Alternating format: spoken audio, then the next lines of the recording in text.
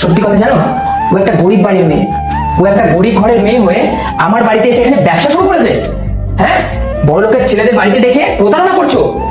তুই ছোটখাটো ভুল করলে আমি মেনে নিতাম, কিন্তু তুই অনেক ছেলের জীবন নষ্ট করেছিস, তাদেরকে লোভ দেখিয়ে টাকা নিয়ে নিয়েছিস।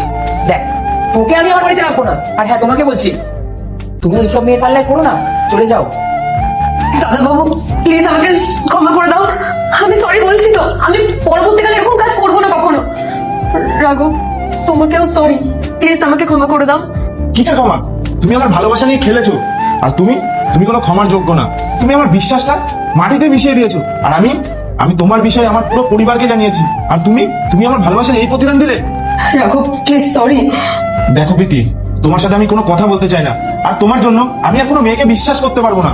তুমি আমার ভালোবাসাটা নিয়ে খেলেছো, আর তোমার জায়গায় অন্য কেউ থাকলে না, আমি তাকে জেলে দিয়ে দিতাম। রাঘব, আমি তো তোমাকে বলছি, আমি আর পরে কখনো এরকম করবো না। তুমি আমাকে লাস্টবারের মতন একটা চান্স দাও। দেখো প্রীতি, আমি এখনো ভালো কথা বলছি, আজকের পর থেকে তোমার মুখ যেন আমার না দেখতে হয়। রাঘব, দাদা বাবু, প্লিজ সরি, আমি আর পরবর্তীকালে এরকম করবো না। ক্ষমা? তুই কোনো ক্ষমার যোগ্য না। আরে তোর মা আমার বাড়িতে কাজ করতো, ভেবেছিলাম যে তোর মা মারা যাওয়ার পর তুই কি করবি, খেতে পাবি না, তার জন্য আমি তোকে নিয়েছিলাম কাজের জন্য।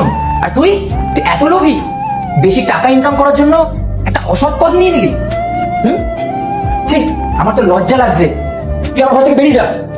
দাদা বাবু, লাস্টবার একটা সুযোগ দিতে, আমি কোথায় যাবো? প্লিজ একটা বার। দেখ প্রীতি, তুই একটা মেয়ে, তার জন্য না তোর গায়ে হাত তুলছি না, তাই মুখের কথা শোন, যা আমার ঘর থেকে বেরিয়ে যা।